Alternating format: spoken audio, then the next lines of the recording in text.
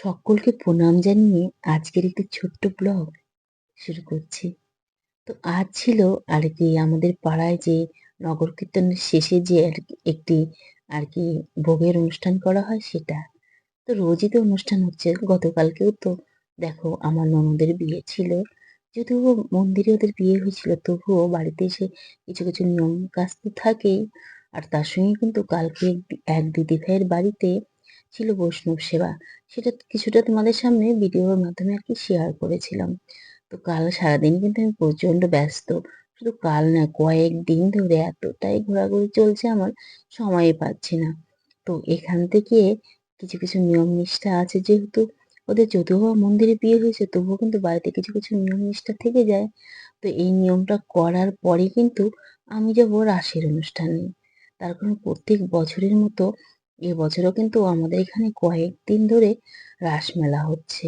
তবে রাসমেলা কয়েকদিন ধরে হলেও আমি কিন্তু একদিনও যেতে পারিনি। তখন প্রচন্ড কাজের চাপ ছিল।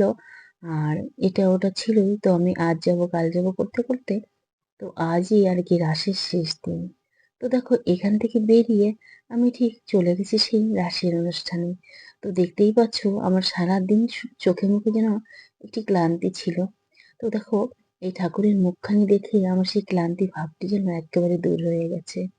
তো ভীষণই ভালো লাগে না রাসের এই সুন্দর দৃশ্যটা, দেখতেই পাচ্ছ রাধা গোবিন্দ, মানে এত সুন্দর একটি দৃশ্য, সত্যি এটি কিন্তু দেখাও ভাগ্যের ব্যাপার।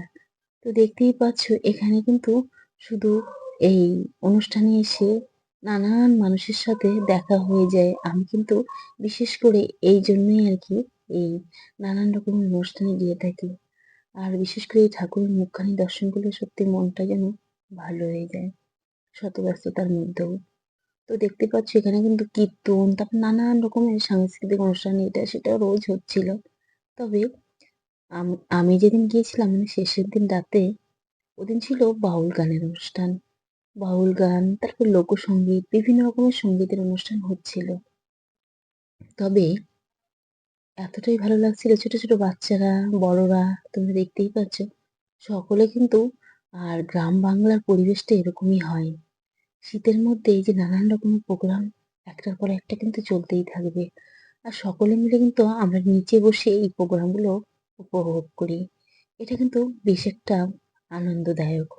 যাই হোক, এখানে কিন্তু খিচুড়ি বিতরণ হয়। তারপর নানান রকমের এই যে বাচ্চাদের কত রকমের খেলনা, তারপর নানান রকমের দোকানপাট বসে। আমার কিন্তু এই দোকানে যতই বাড়ি থেকে খেয়ে যায় না কেন, এখান থেকে কিন্তু কিছু না কিছু খাবোই। তখন এনারাও তো এখানে বিক্রি বাট্টা করে। তো ওনাদেরও তো আর কি এই অনুষ্ঠানে আসে, সুন্দর একটি অনুষ্ঠান থাকে এত সুন্দর করে তোলে।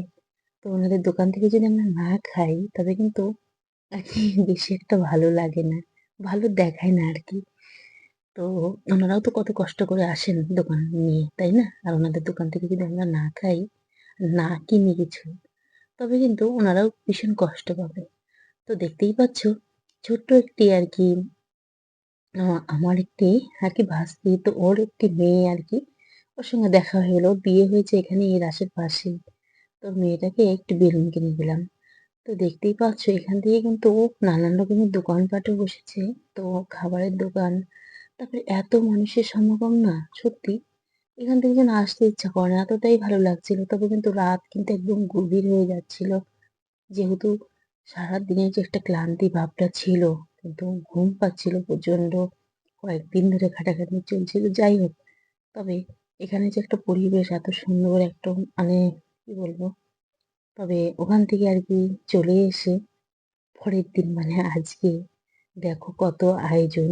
তো তোমাদেরকে আগেই বললাম যে কীর্তনের শেষে এই কার্তিক মাসের কীর্তনের শেষে যে আজকে একটি আর কি অনুষ্ঠান চলছে, যেহেতু খাওয়া দাওয়ার। তো আর কি সেই অনুষ্ঠানেও যোগ দিয়েছি আজকে।